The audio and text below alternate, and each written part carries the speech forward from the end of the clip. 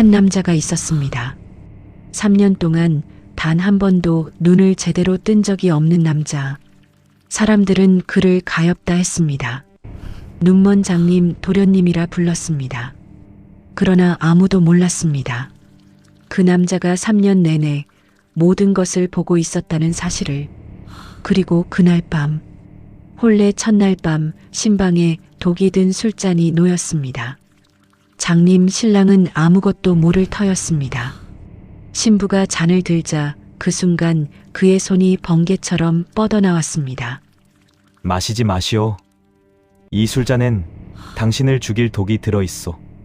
초점 없던 두 눈에서 서리빨 같은 안광이 쏟아졌습니다. 그것은 맹인의 눈이 아니었습니다. 어둠 속에서 3년을 기다린 포식자의 눈이었습니다. 도대체 이 남자는 누구인가? 왜 장님 행세를 했는가? 그리고 첫날 밤, 왜 신부의 목숨을 구했는가? 이제부터 그 비밀을 풀어드리겠습니다. 조선 후기 한양 도성박 삼천골 기슭. 늦봄의 모란꽃이 담장 너머로 흐드러지게 피어있는 날이었습니다. 붉은 칠을 한 사인교 가마한 연하는 두 손을 무릎 위에 가지런히 포갠 채 눈을 감고 있었습니다. 22해를 살아오며 그녀는 많은 것들을 체념하는 법을 배웠습니다. 아버지의 잦은 병환, 오라버니들의 실패한 과거 시험, 그리고 쌓여만 가는 빚. 오늘 그 모든 것의 대가로 그녀는 이 가마에 앉아 있었습니다. 윤상단 도련님, 한양 최대의 약재상단, 윤씨 가문의 적통. 하지만 사람들은 쑥덕거렸습니다. 눈이 멀었다지 그 도련님, 15의 급한을 앓고 나서 두 눈을 잃었다더라. 상단의 재산은 실제로 숙부태준 어른이 다 쥐고 있다지. 불쌍한 양반댁 교수가 어째 그 집으로 시집을 가는지. 연하는 그 소문들을 모르지 않았습니다. 그러나 몰락한 집안을 살리려면 이 길밖에 없었습니다. 가마가 멈추었습니다. 기나긴 혼례 절차가 끝나고 그녀는 드디어 신방 앞에 섰습니다. 신방은 조용했습니다. 촛불 하나가 흔들리며 두 사람의 그림자를 벽에 길게 들이우고 있었습니다. 신랑은 창가를 향해 앉아 있었습니다. 연하는 처음으로 그를 제대로 바라보았습니다. 차분하게 빗은 검은 머리카락, 반듯한 이목구비, 그리고 결코 흐트러지지 않는 자세. 그의 눈은 을 향해 열려 있었지만 초점은 어디에도 맺히지 않았습니다. 상 위에는 청자 술잔 2개와 작은 주전자가 놓여 있었습니다. 어느새 시비 하나가 들어와 잔에 술을 따르고 물러났습니다. 연하는 잔을 들여다 손을 멈추었습니다. 그 순간이었습니다. 신랑의 손이 번개처럼 뻗어나와 그녀의 손목을 잡았습니다. 강하게, 부러질 듯 강하게. 그리고 그의 목소리가 낮고 차갑게 울렸습니다. 마시지 마시오. 이 술잔엔 당신을 죽일 독이 들어있소. 연하는 눈을 들었습니다. 그리고 그 순간 숨이 멎을 뻔했습니다. 초점 없던 그의 두 눈에서 서리빨 같은 빛이 뿜어져 나오고 있었습니다. 그것은 앞을 보지 못하는 사람의 눈이 아니었습니다. 어둠에 완벽하게 적응한 맹수의 눈이었습니다. 신랑은 천천히 손을 놓았습니다. 그리고 자리에서 일어나 창가로 걸어가 달을 향해 서 있었습니다. 그의 목소리는 이제 다른 사람의 것처럼 깊고 고요했습니다. 내 이름은 윤요. 윤상단 적통, 윤대성. 그리고 나는 3년 전부터 장님이 아니오. 연하는 움직이지 않았습니다. 움직일 수가 없었습니다. 천천히 그는 이야기를 꺼냈습니다. 3년 전 어느 겨울밤 열병처럼 찾아든 급한. 그 병이 차도를 보이던 날 밤 숙부 한태준이 시킨 의원이 다른 약을 먹였습니다. 눈을 멀게 하는 독. 그러나 실수였습니다. 용량이 모자랐습니다. 대성은 어둠 속에서 홀로 시력을 회복했고 그 사실을 숨겼습니다. 숙부는 상단의 재산을 원했소. 나를 무력하게 만들면 모든 것을 손에 쥘 수 있었으니까. 나는 어둠 속에서 기다렸소. 증거를 모으면서. 그리고 오늘 숙부가 보낸 독주? 사흘 후면 심장이 멈추고 아무도 원인을 모를 그런 독. 새 신부도 함께 마시면 더 자연스러울 터였겠지요. 연하는 무릎에 손이 떨리는 것을 느꼈습니다. 그러나 무너지지 않았습니다. 달이 중천에 뜨는 묻겠소. 시각이었습니다. 말씀하시지요. 촛불은 절반쯤 당신의 선택은 타들어갔고 무엇이오? 신방은 저는 제 길을 고요했습니다. 갈 것입니다. 대성은 연하를 마주 보았습니다. 그의 묻겠소. 눈은 이제 흔들림 없이 말씀하시지요. 그녀를 당신의 정확하게 선택은 무엇이오? 응시하고 있었습니다. 저는 제 길을 갈 부인에게 것입니다. 제안이 있어. 나의 눈이 되어 주시오. 묻겠소. 낮에는 가련한 말씀하시지요. 장님의 아내로 당신의 밤에는 선택은 나의 무엇이오? 조력자로 저는 그대가로 제 길을 갈 것입니다. 나는 당신 가문의 빚을 모두 갚아드리겠소. 그리고 묻겠소. 숙부를 무너뜨린 뒤에는 말씀하시지요. 당신이 원하는 것은 당신의 선택은 무엇이든 무엇이오? 연하는 한참 그를 바라보았습니다. 도련님, 아니 서방님, 저는 한 가지 여쭈어 봐야겠습니다. 만약 제가 이 자리에서 거절한다면 어찌하시겠습니까? 대성은 잠시 침묵했습니다. 그러더니 아주 천천히 대답했습니다. 그냥 보내드리겠소. 당신이 받은 패백 예물과 함께 위험한 일에 억지로 끌어들일 수는 없소. 연하는 눈을 내리깔았습니다. 그리고 잠시 후 고개를 들었습니다. 좋습니다, 서방님. 내 눈이 되어드리겠습니다. 그날 이후 두 사람의 이중 생활이 시작되었습니다. 낮에 대성은 조심스럽고 의존적인 장님이었습니다. 항상 연하의 팔에 의지하며 걸었고 주변의 눈길에 아랑곳 없이 어눌하게 더듬거렸습니다. 때로 계단을 헛디디는 척, 때로 낯선 손님의 이름을 못 알아보는 척. 연하는 그의 옆에 나란히 서서 들릴 듯 말 듯한 목소리로 속삭였습니다. 서쪽 끝 기둥 앞에 숙부 어른의 수아둘이 서 있습니다. 창고 열쇠는 숙부 어른 왼쪽 허리띠에 달려 있습니다. 오늘 손님 중 포졸 옷을 입은 자가 3명 섞여 있습니다. 대성은 그 정보들을 조용히 흡수하며 미소를 지었습니다. 아무것도 보지 못하는 듯한 미소를. 그 미소가 얼마나 위험하고 또 얼마나 외로운 것인지를 연하는 조금씩 알아가기 시작했습니다. 밤이 되면 두 사람은 사랑채에 모여 앉았습니다. 대성은 연하에게 글을 가르쳤습니다. 장부를 읽는 법, 상단의 은어를 해독하는 법. 연하는 대성에게 바깥 세계의 눈이 되어 주었습니다. 골목질이 사람들의 표정, 낮에 오간 은밀한 대화들. 서방님, 오늘 숙부 어른방에 낯선 심부름꾼이 2번 드나들었습니다. 이 표식이 새겨진 패를 품에 넣고 있었는데 연하가 손가락으로 바닥에 그림을 그렸습니다. 대성은 그것을 바라보다 조용히 말했습니다. 성상단의 표식이오. 숙부가 경쟁 상단과 손을 잡고 있군. 예상보다 빠르게 움직이고 있어. 두 사람의 거리는 조금씩, 아주 조금씩 좁혀지고 있었습니다. 같은 비밀을 나누고 같은 위험에 처하고 같은 밤을 밝히면서 여러분 편안하게 계신가요? 어깨에 힘을 한번 빼세요. 천천히. 혼례 후 20날이 지나던 어느 오후였습니다. 연하가 우물가에서 빨래를 하고 있을 때 대성이 홀로 마당을 걸어왔습니다. 물론 대낮이었습니다. 그는 지팡이를 짚고 더듬더듬 걸으면서 연하는 몰래 그를 지켜보았습니다. 실은 완벽하게 보이는 눈을 지닌 그가 어쩌면 저리도 장님 연기를 완벽하게 해내는지, 그 세밀한 연기 뒤에 얼마나 많은 외로움이 쌓여 있는지. 대성이 걸음을 멈추었습니다. 부인, 거기 계시오? 연하는 웃음을 참았습니다. 예, 여기 있습니다. 어찌하셨습니까? 비누 냄새. 오늘은 한련초 비누를 쓰셨군. 연하는 잠시 멈추었습니다. 그리고 작은 목소리로 물었습니다. 서방님, 눈이 멀었던 3년 동안은 어떠셨습니까? 대성은 잠시 대답하지 않았습니다. 그러더니 우물 난간에 손을 얹으며 조용히 말했습니다. 처음에는 두려웠소. 어둠이라는 것이 이토록 넓은지 몰랐으니까. 그러나 이내 깨달았소. 눈으로 보지 않아도 느낄 수 있는 것들이 있다는 걸.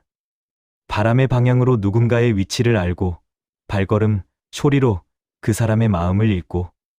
그는 고개를 들어 하늘을 향했습니다. 지금도 그렇소. 당신이 웃을 때 목소리가 달라진다는 것을 나는 알고 있소. 연화의 가슴이 이유를 알 수 없이 뜨거워졌습니다. 달포가 지난 어느 밤 두 사람은 결정적인 정보를 입수했습니다. 숙부가 나라의 밭을 약재에 불순물을 섞고 그 차액을 빼돌린 장부. 그것이 상단 뒤편 별채의 은밀한 창고에 있다는 것. 이번 달 금은밤 숙부가 송상단과 회합이 있어. 그날 밤이 유일한 기회요. 대성이 말했고 연하는 고개를 끄덕였습니다. 두 사람은 그날부터 계획을 세웠습니다. 창고의 자물쇠 구조, 파수꾼의 교대 시간, 탈출 경로. 연하는 그 과정에서 처음으로 깨달았습니다. 이 사람은 3년이라는 긴 시간 동안 결코 무너지지 않았다는 것을, 어둠 속에서도 혼자서도 포기하지 않았다는 것을, 그리고 그 의지가, 그 단단함이 왜인지 모르게 아름다워 보였습니다.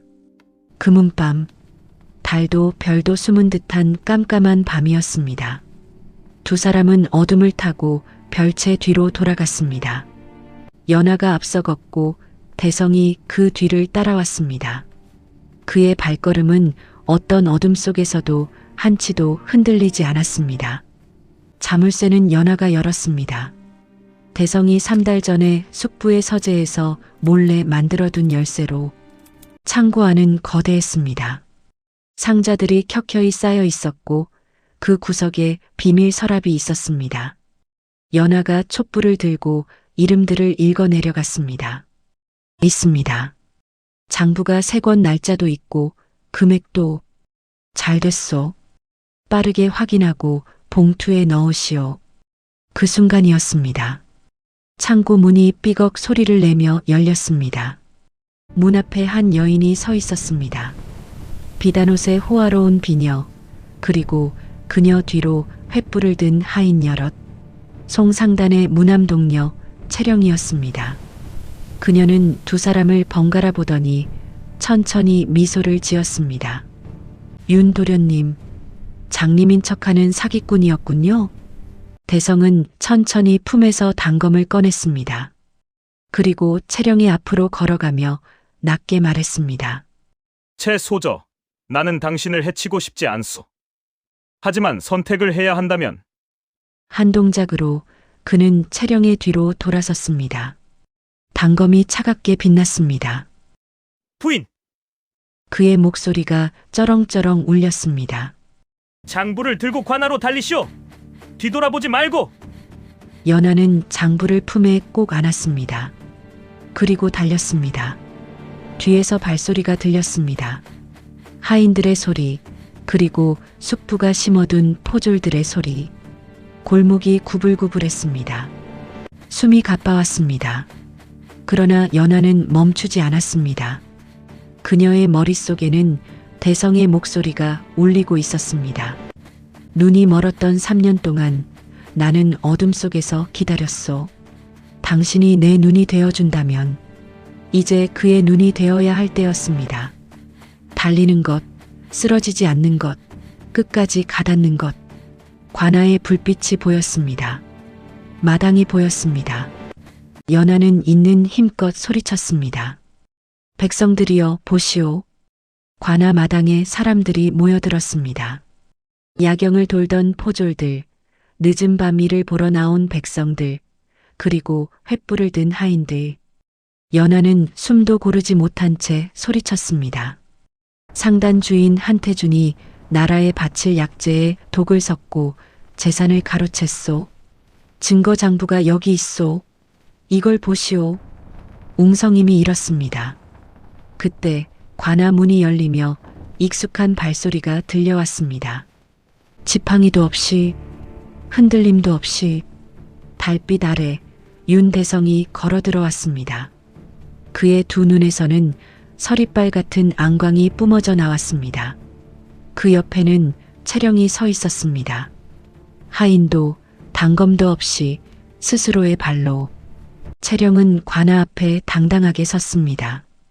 나는 송상단 채령이오. 한태준이 우리 아버지를 협박하여 공모에 끌어들였소. 이 비망록에는 그 전말이 모두 기록되어 있소. 그녀가 품에서 두꺼운 책자를 꺼내 내밀었습니다. 대성이 연하에게 속삭였습니다.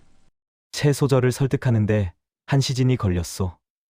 그동안 당신이 버텨주었소. 연하는 그를 바라보았습니다. 그리고 아주 작게 웃었습니다. 제가 서방님의 눈이니까요. 장부와 비망록 앞에서 한태준은 말을 잃었습니다. 그의 수하들이 하나씩 물러섰고 포졸들이 에워쌌습니다. 마지막으로 그는 조카를 바라보았습니다. 어째서 그때 죽지 않았느냐? 대성은 조용히 대답했습니다. 내게는 아직 보아야 할 것이 남아 있었으니까. 모든 것이 끝난 뒤 며칠이 흘렀습니다. 한양은 봄이었습니다. 뜰악의 모란이 다시 피어났고 담장 너머로 새소리가 들렸습니다. 연하는 마루에 앉아 뜰을 바라보고 있었습니다. 그때 대성이 그 옆에 와서 앉았습니다. 두 사람은 한동안 말이 없었습니다. 그 침묵은 어색하지 않았습니다. 오랜 시간 같은 어둠을 지나온 사람들만이 공유할 수 있는 그런 고요함이었습니다. 대성이 먼저 말했습니다. 부인, 손을 주시겠소? 연하가 손을 내밀었습니다. 그는 그녀의 손바닥을 펼쳐들고 천천히 손가락으로 글자를 새겼습니다. 한 획 한 획, 느리고 정성스럽게. 연하는 눈을 감았습니다. 손바닥 위에 온기를 느끼며 그 획들이 무슨 글자를 이루는지 그녀는 곧 알 수 있었습니다. 사랑해. 대성이 조용히 말했습니다. 3년 동안 어둠 속에 살며 복수만을 꿈꿨소. 그러나 당신을 본 순간 그는 잠시 멈추었습니다. 내 눈은 오직 당신만을 담고 싶어졌소. 연하는 한참 동안 손바닥을 바라보았습니다. 손가락으로 그 보이지 않는 글자를 한 번 더 짚으며 서방님, 처음에는 두려웠습니다. 이 집이, 이 비밀이, 그리고 서방님이. 그러나 이제는 압니다. 그녀가 대성의 손을 잡았습니다. 이번에는 연하가 그리고 그의 손바닥에 천천히 글자를 새겼습니다. 믿을신. 저 또한 서방님을 닮겠습니다. 뜰악에 봄바람이 불었습니다. 모란 꽃잎 하나가 천천히 날아와 두 사람의 사이에 내려앉았습니다. 보아야 할 것을 제대로 보지 못하는 눈보다 마음으로 진실을 보는 눈이 더 귀하다는 것. 대성과 연하의 이야기가 우리에게 전해주는 것은 어쩌면 그것인지도 모릅니다. 어둠 속에서도 포기하지 않았던 한 사람. 두려움 속에서도 눈이 되어주기로 선택한 한 사람. 그 두 사람이 서로를 통해 비로소 진짜 눈을 뜨게 되는 이야기. 이제 당신도 눈을 감으세요. 오늘 밤의 이야기는 여기서 끝납니다. 몸이 점점 무거워지는 것을 느끼세요. 숨이 깊어지는 것을 느끼세요. 뜰악의 봄바람이 부드럽게 당신을 감싸고 있습니다. 달빛이 내려앉습니다. 모란 향기가 흘러옵니다. 그리고 오늘 밤 당신은 편안한 꿈속으로 천천히, 아주 천천히 내려가시면 됩니다. 좋은 꿈 꾸세요.